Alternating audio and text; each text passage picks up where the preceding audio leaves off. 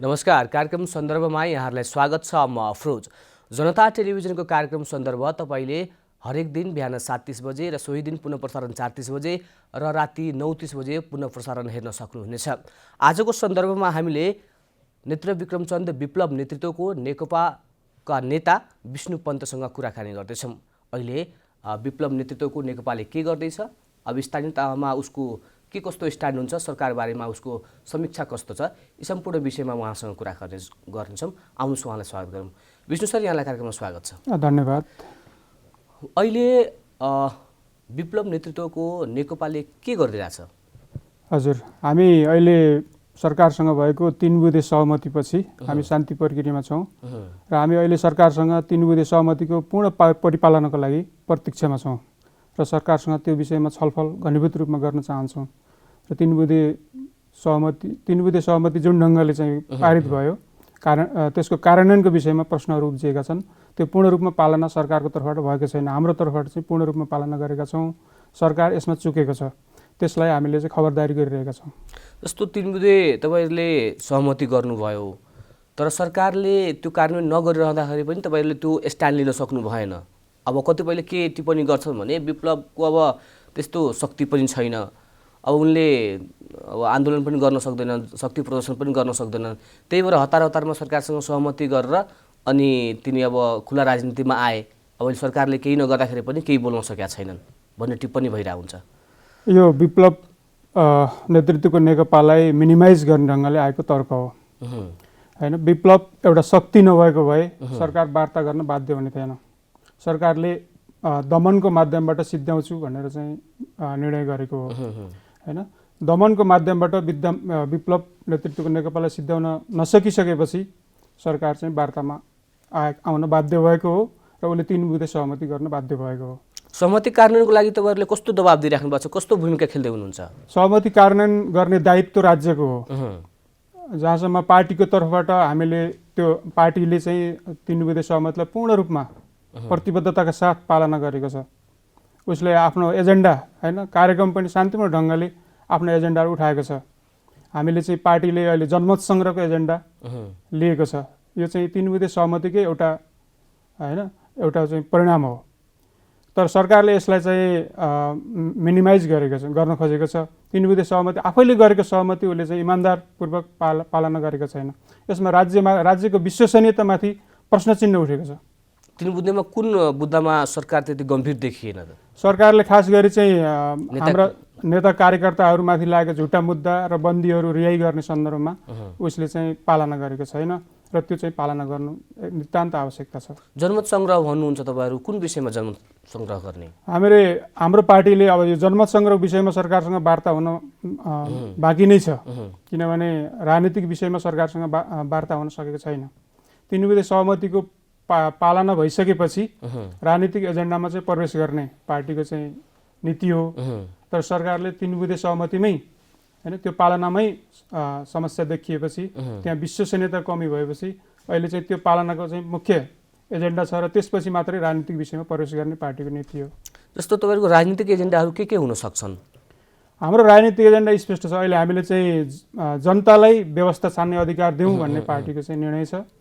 पार्टीले त्यो नयाँ कार्यक्रम डेभलप गरेको छ। यो सबैभन्दा लोकतान्त्रिक विधि छ र हाम्रो देशको लागि पनि एउटा होइन, देशलाई सही ढङ्गले सबैले जित्ने, सबैले अपनत्व ग्रहण गर्न सक्ने एउटा विधिको रूपमा जनमत सङ्ग्रहको चाहिँ कार्यनीति पार्टीले चाहिँ बनाएको छ र यो सबैका लागि र राष्ट्रका लागि, जनताका लागि लोकप्रिय कार्यक्रमको रूपमा विकसित भएको छ। जस्तो तपाईँले भन्नुहुन्छ कि सरकारले हामीलाई मिनिमाइज गर्नको लागि यस्तो गरिरहेछ, 3 बुँदे सहमति कार्यान्वयन गरिरहेको छैन, तर तपाईँहरूको शक्ति कति छ भन्ने बुझ्नको लागि त तपाईँहरूले त अब निर्वाचनमा जानु पर्यो।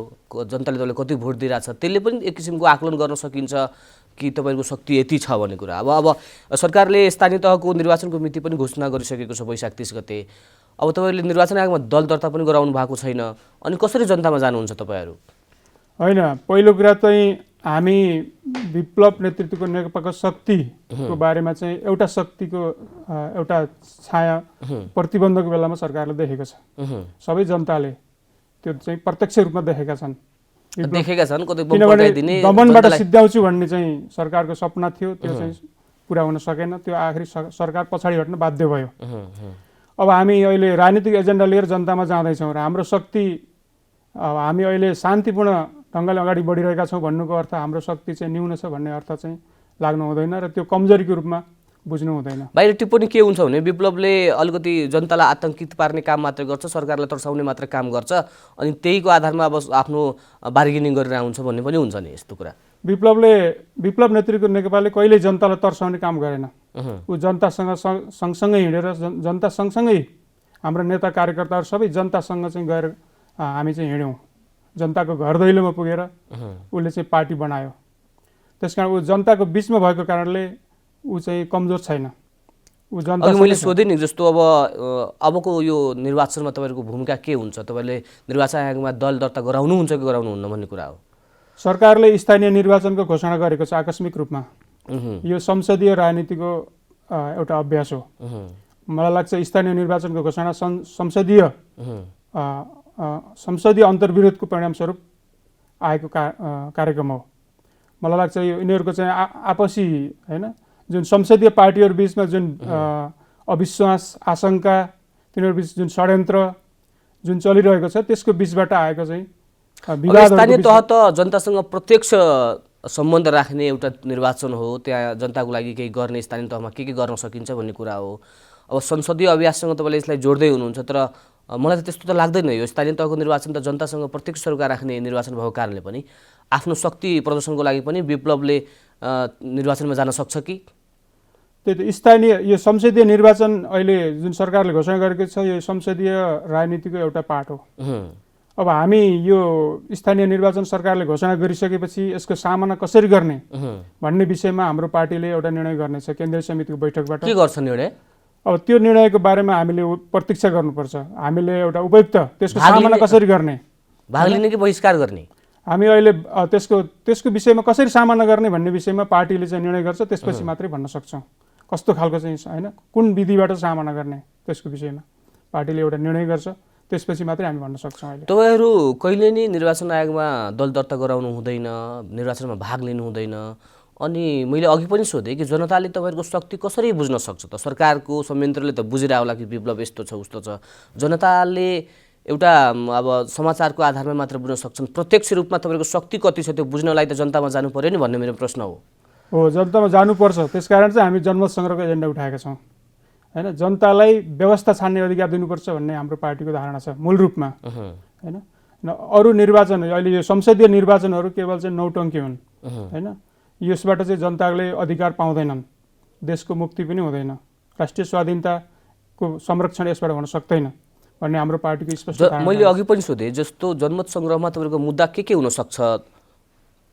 हाम्रो जनमत सङ्ग्रहको स्पष्ट मुद्दा छ जनतालाई होइन व्यवस्थाको विषयमा फैसला गर्ने अधिकार दिउँ, कस्तो व्यवस्था छान्ने। प्रत्यक्ष निर्वाचित कार्यकारी प्रमुखको कुरा गर्दै हुनुहुन्छ कि तपाईँहरू? होइन, योभन्दा अहिलेको संसदीय व्यवस्था होइन यो संसदीय व्यवस्थाभन्दा अग्रगामी कुनै पनि व्यवस्थाको विषयमा बहस हुनसक्छ।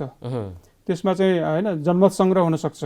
जनताले चाहिँ त्यसको विषयमा आफ्नो मत जाहेर गर्न सक्छन् होइन। कुनै पनि राष्ट्रिय एजेन्डाहरू जनताको चाहिँ मतबाट होइन जनमत सङ्ग्रहको माध्यमबाट चाहिँ त्यसको विषय यो हाम्रो संहिताको बारेमा विप्लव समूहको धारणा के छ? होइन, यो संहिता चाहिँ जनतालाई अधिकार दिनको लागि ल्याइएको होइन, यो चाहिँ जनतालाई भ्रमित गर्नको लागि ल्याइएको हो होइन। संहिता जनतालाई अधिकार दिनको लागि भएको भए त्यो सही हुन सक्थ्यो, तर अहिलेको संहिता केवल चाहिँ होइन भ्रष्टाचारको लागि होइन जो जनतालाई चाहिँ झुक्क्याउनको लागि ल्याइएको संहिता होइन। त्यसले त नियन्त्रण गर्न सकिन्छ, व्यवस्था त आफैमा नराम्रो त होइन नि। होइन, यो व्यवस्था नै खराब हो। अहिले चाहिँ हामी व्यवस्था कि नेतृत्व दोषी भन्ने चाहिँ उसमा छौँ, किन यो व्यवस्था त असफल भइसक्यो। अब यसको दोष नेतृत्वले लिने कि व्यवस्थाले लिने भन्ने छ, पद्धतिले लिने भन्ने छ। मूल रूपमा पद्धति दोषी हो र त्यसको साथसाथै नेतृत्व पनि दोषी हो। किनभने नेतृत्वले संसदीय नेतृत्वले यो व्यवस्थामा पनि केही राम्रा कामहरू गर्न सक्थ्यो, तर उनीहरू वैचारिक हिसाबले पुरै भ्रष्ट पतित भएपछि तपाईँहरूको धारणा अनुसार संसदीय व्यवस्था पनि नराम्रो हो, संहिता पनि नराम्रो हो, व्यक्ति चाहिँ राम्रो हो भन्ने खोज्नु भएको हो? होइन होइन, संसदीय व्यवस्था नेपालमा असफल भइसकेको व्यवस्था हो। हामीले धेरै पटक हेऱ्यौँ नि त, 2017 सालमा हेऱ्यौँ, 2046 पछि पनि असफल भयो होइन। र यो तपाईँको 62-63 पछि फेरि गणतन्त्रको नाममा संसदीय व्यवस्थाकै पुनरावृत्ति गरियो होइन। तर यो चाहिँ त्यो असफल फेरि अहिले चाहिँ यति धेरै असफल भयो कि अब यसलाई चाहिँ होइन अब योभन्दा चाहिँ धेरै अब यो पतन एकदम जनताको बिचमा यति चाहिँ दुर्गन्धित बन्यो कि होइन। अब यसको चाहिँ विकल्प बाहेक अरू कुनै यहाँ चाहिँ छैन। धर्मनिरपेक्षतामा तपाईँहरूको विचार के छ, धारणा के छ? होइन, धर्मनिरपेक्षताको कुरा चाहिँ एउटा बहसको विषय बन्न सक्छ होइन। राज्यको कुनै धर्म हुँदैन होइन। त्यसको विषयमा हामीले छुट्टै त्यस्तो धारणा बनाउनु पर्ने केही छैन होइन। राज्यले सबै धर्मलाई चाहिँ आफ्नो अभिभावकत्व ग्रहण गर्ने हो, संरक्षण गर्ने हो, सबैप्रति समान धारणा राख्ने हो। धर्मको आधारमा कुनै शोषण कुनै उत्पीडन चाहिँ अन्त्य गर्ने हो, त्यो काम राज्यले गर्नुपर्छ। अहिले अब गठबन्धनको सरकार छ, यो सरकारलाई तपाईँहरूले कसरी समीक्षा गरिराख्नु भएको छ?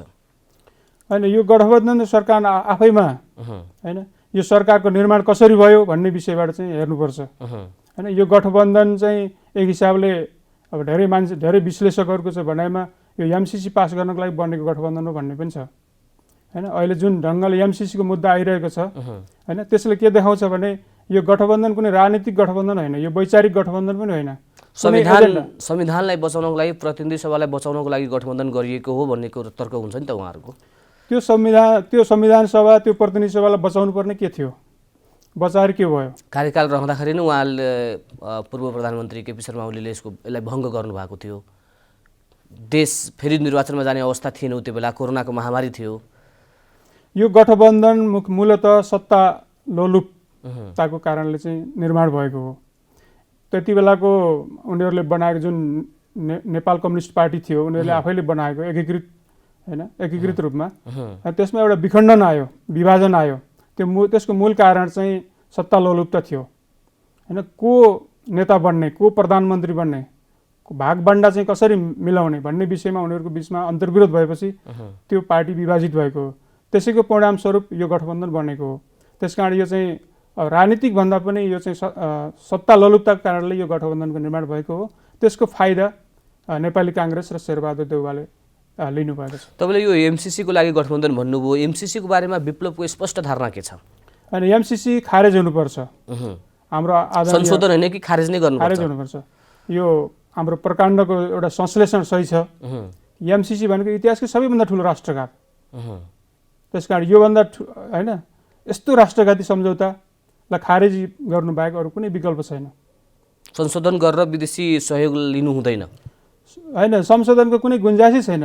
जब चाहिँ हामी एमसिसी इन्डो पेसिफिक स्ट्राटेजीको एउटा अभिन्न भाग हो भनेर चाहिँ आइसकेपछि त्यसमा संशोधनको के अर्थ छ?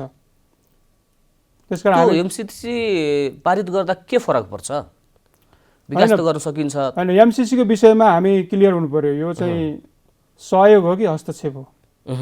यो अनुदान होइन, यो सहयोग होइन, यो हस्तक्षेप हो भन्ने हाम्रो चाहिँ बुझाइ छ। किन एमसिसीमा भएका जुन त्यसमा बुदाहरू छन् त्यसले चाहिँ यो निशर्त छैन, सशर्त छ र शर्तहरू हाम्रो राष्ट्रियतामाथि अतिक्रमण हुने खालका छन्।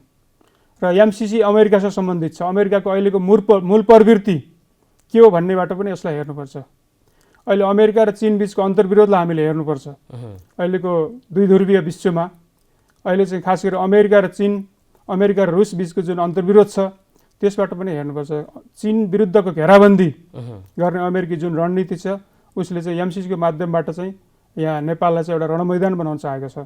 नेपालको भूमि उसले प्रयोग गर्न चाहेको छ चीनका विरुद्ध, र त्यस हिसाबले यसलाई चाहिँ खारेज गर्नुको हामी चाहिँ त्यो हिसाबले पनि हामी असंलग्न परराष्ट्र नीति, हाम्रो स्वतन्त्र परराष्ट्र नीतिको हिसाबले बचाउनुको लागि पनि हामी यसलाई खारेज गर्नुको अरू विकल्प छैन। तपाईँहरूको यो जुन धारणा छ एमसिसीको बारेमा, त्यो धारणालाई जनतासम्म पुर्याउनुको लागि तपाईँले के गरिराख्नु भएको छ? जनता त बुझ्न चाहन्छ नि। एमसिसी संशोधनसहितको पारित गर्नुपर्छ, संशोधित एमसिसी जस्तो छ त्यस्तै पारित गर्नुपर्छ र तपाईँहरूको एमसिसी खारिज गर्नुपर्छ। अब विभिन्न दलहरूको विभिन्न धारणा छन्, तपाईँहरू यो धारणा जनतासम्म कसरी पुर्याइराख्नु भएको छ? संशोधनसहित पारित गर्नुपर्छ भन्ने चाहिँ मतहरू चाहिँ त्यो षड्यन्त्र होइन, एमसिसीलाई पास अनुमोदन गर्ने षड्यन्त्र अनुरूप आएका तर्कहरू हुन्। एमसिसी राष्ट्रियताको लागि खारेज गर्नुको बाहेक अरू सरकार त यसलाई पास गर्ने तयारीमा छ, तपाईँले कसरी रोक्न सक्नुहुन्छ? सरकार यसलाई चाहिँ पास गर्ने तयारीमा छ। हामी त्यसको विरोध गरिरहेका छौँ, सङ्घर्ष गरिरहेका छौँ। त्यो जनताको बिचमा हामी त्यो चाहिँ गइरहेका छौँ। जनता एमसिसी विरोधी आन्दोलनमा चाहिँ सक्रिय रूपमा होइन आइरहेको छ र यसबाट जनताको चाहिँ जुन आक्रोश छ एमसिसीको विरुद्ध जनआक्रोश जुन बढेको छ त्यसले सत्ता गठबन्धनलाई पनि अप्ठ्यारो पार्न सक्छ भोलि। त्यसकारण यो एमसिसीलाई खारेज गर्नु नै सबै पार्टीहरूको सही निर्णय बुद्धिमत्ता हुनसक्छ। जनदबाब दिने भन्नुभयो, तपाईँको सङ्गठन देशको सबै जिल्लामा छ, सबैतिर छ? हाम्रो सबै जिल्ला, सबै गाउँ, सबै नगरहरूमा छ। हाम्रो सङ्गठन देशव्यापी रूपमा होइन छ र त्यो चाहिँ हामीले हाम्रो सङ्गठनको माध्यमबाट परिचालन गरिरहेका छौँ जनतालाई। राजनीतिक दल तपाईँहरूको अब एउटा दल पनि भन्न मिल्दैन यसलाई, किनभने निर्वाचन आयोगमा दर्ता पनि छैन। अब एउटा तपाईँहरूले निर्वाचन आयोगमा दर्ता किन गराउनु हुँदैन तपाईँहरू? होइन, हामी यो व्यवस्थासँग असहमत छौँ, सबैले जानेकै कुरा हो। यो व्यवस्थासँग, यो संविधानसँग असहमति राखेकै कारणले होइन राज्यसँग हाम्रो चाहिँ असहमति भएको हो। हामी एउटा विद्रोही शक्ति हौँ। त्यस कारण हामी चाहिँ अब यो नयाँ वैकल्पिक राजनीतिक धाराको निर्माण गर्न चाहन्छौँ। नेपालमा एउटा नयाँ शक्ति निर्माण गर्न चाहन्छौँ। अग्रगामी व्यवस्थाका निर्माणको लागि हामी चाहिँ लडिरहेका छौँ र हामीले यो चुनावबाट, यो विद्यमान चुनावबाट, विद्यमान होइन व्यवस्थाबाट यहाँ परिवर्तन गर्न सकिँदैन भन्ने कुरामा हामी क्लियर छौँ। हामी जब स्पष्ट छौँ, अब फेरि यहाँ चाहिँ दल दर्ताको कुरा चाहिँ गौण हुन्छ। जस्तो माओवादीको महाधिवेशनबाट प्रचण्डले सबै पूर्व माओवादीका साथीहरूलाई अब एउटा पार्टी गोलबद्ध हौँ, एकै पार्टी बनाएर जाउँ भन्ने एक किसिमको जुन भावुक अभिव्यक्ति दिनुभएको थियो, त्योबाट विप्लव नेकपा कतिको प्रभावित भयो? अब गठबन्धन बन्न सक्ने सम्भावना छ कि छैन? कसरी अगाडि बढ्न सकिन्छ पूर्व माओवादीका साथीहरू? होइन, पहिलो कुरा चाहिँ एउटा नयाँ ध्रुवीकरणको आवश्यकता छ देशमा। नयाँ ध्रुवीकरण भनेको पूर्व माओवादीहरूको बिचमा मात्र होइन, कम्युनिस्टहरूको बिचमा एउटा नयाँ ध्रुवीकरणको आवश्यकता छ मूलतः। अब ध्रुवीकरणको नारा सबैले लगाउँछन्, सङ्कटमा पर्दाखेरि ध्रुवीकरणको नारा लगाउने, त्यो बाहिर चाहिँ देखाउनको लागि होइन, षड्यन्त्र चाहिँ अर्को ढङ्गले। प्रचण्ड अहिले सङ्कटमा छन्? होइन, प्रचण्डले जब सङ्कटमा पर्नुहुन्छ उहाँले चाहिँ माओवादीहरूको बिचको एकताको नारा लगाउनुहुन्छ। माओवादीहरूको एकता किन? त्यसको प्रश्न मूल हुन्छ। एकता अग्रगामी परिवर्तनको लागि हुनु पर्यो, वैज्ञानिक समाजवादको लागि हुनु पर्यो होइन। त्यो हुने हो भने त एकता सम्भव हुने कुरा हो, तर त्यो बाटोमा उहाँ हुनुहुन्न। अनि जस्तो तपाईँहरूको अब वैद्यसँगको एकीकरण हुने सम्भावना छ कि छैन? पूर्व माओवादीहरू हुनुहुन्छ, गोपाल किरातीहरू अनि आहुतिहरू, उहाँहरूसँग तपाईँहरूको छलफल भइरहेछ कि छैन, कुराकानी भइरहेछ कि छैन? अनि क्रान्ति गर्ने शर्तमा हामी जोसुकैसँग एकता गर्न, ध्रुवीकरण गर्न हामी सहमत छौँ। मूल कुरा चाहिँ विचार राजनीति हुन्छ होइन। विचारको हिसाबले सहमति भयो भने होइन जुनसुकै शक्तिसँग एकता हुन्छ। र मूल रूपमा विचारको कुरा हो, त्यो विषयमा हाम्रो बहस चलिरहेको छ। विचार नमिल्दासम्म हामी चाहिँ रणनीतिक मोर्चाहरू बनाएका छौँ होइन। त्यसमा एउटा खालको, त्यसबाट चाहिँ एउटा एकताको, ध्रुवीकरणको चाहिँ नयाँ वातावरण बन्न सक्छ। कतिपयले के टिप्पणी गर्छन् भने जस्तो विप्लव एकदम रिजिड छन्, एकदम यो मतलब जडसूत्रवादी टाइपका छन्, उनीहरूसँग मिल्न पनि चाहँदैनन्, आफै क्रान्ति गर्न खोज्छन्, सम्भव पनि हुँदैन त्यो भन्ने खालको टिप्पणी भइरहेको हुन्छ। एक्लै कसरी सकिन्छ त्यो? त्यो नकारात्मक टिप्पणी हो। हामीले हेऱ्यौँ भने विप्लव जति गतिशील होइन, विचारमा गतिशील नेता को छ? नयाँ नयाँ होइन दृष्टिकोण बनाउने, देशको लागि चाहिँ नयाँ नयाँ कार्यक्रमहरू दिने, नयाँ नयाँ भिजनहरू दिने होइन, सबैसँग होइन। कम्युनिस्ट अहिले चाहिँ राष्ट्रिय एकताको, वृहत राष्ट्रिय एकताको चाहिँ कुरा होइन विप्लवबाट आएको छ। जनमत सङ्ग्रहको कुरा होइन विप्लवबाट आएको छ प्रस्ताव। योभन्दा गतिशील जस्तो राजनीति त शक्तिको खेल भन्छन्। विप्लवले शक्ति अब प्रदर्शन गर्न नसक्दाखेरि या उसले देखाउन नसक्दाखेरि, जनतामा जान नसक्दाखेरि कसरी मूल्याङ्कन गर्ने भन्ने कुरा हुन्छ कि होइन। विप्लव आजको नेपालको वैकल्पिक राजनीतिक शक्तिको एउटा उदाउँदो शक्ति हो। यसमा सायद कहीँ प्रश्न चिन्ह छ भन्ने मलाई लाग्दैन। निर्विकल्प होइन वैकल्पिक शक्तिको चाहिँ नेतृत्व विप्लव नेतृत्व नेकपाले गरिरहेको छ। अब हामी कार्यक्रमको अन्त्यमा छौँ विष्णु सर। अन्त्यमा अब सरकारले यो 3 बुँदे सहमति कानुन गराउने तपाईँहरूले एक किसिमको दबाब दिइराख्नु भएको छ। अब कसरी जानुहुन्छ तपाईँहरू अगाडि? हामी अहिले सरकारलाई अनुरोध गरिरहेका छौँ, तपाईँहरूको जुन चाहिँ सहमति गर्नुभयो त्यसलाई इमान्दारितापूर्वक पालना गर्नुहोस्। हाम्रा चाहिँ होइन झुटा मुद्दाहरू खारेज गर्नुहोस्, बन्दीहरूलाई रिहा गर्नुहोस्। त्यो कसरी गर्ने, कुन प्रक्रियाबाट गर्ने, त्यो तपाईँहरूले गर्ने कुरा हो होइन। त्यो दायित्व पुरा गर्नुहोस्। यदि त्यो दायित्व पुरा गर्नु भएन भने तपाईँहरूको विश्वसनीयता होइन विश्वसनीयतामा प्रश्न चिन्ह उठ्छ होइन। अब जब राज्यसँग आफ्नो सहमति पालना गर्ने विश्वसनीयता हुँदैन, इमान्दारिता हुँदैन, तब होइन जनताले त्यो सजाय होइन पालना नगर्नेहरूलाई नै दिन्छन्। हवस् त विष्णु सर, कार्यक्रममा समय दिनुभयो, यसको लागि धेरै धेरै धन्यवाद छ यहाँलाई। हस्, धन्यवाद। तपाईँलाई पनि यो जनता टेलिभिजनले मेरो आफ्नो छोटो धारणा राख्ने जुन अवसर दिनुभयो त्यसको लागि धेरै धेरै धन्यवाद। धन्यवाद। कार्यक्रम सन्दर्भ आजको लागि यति नै। हेर्दै गर्नुहोला जनता टेलिभिजन। नमस्कार।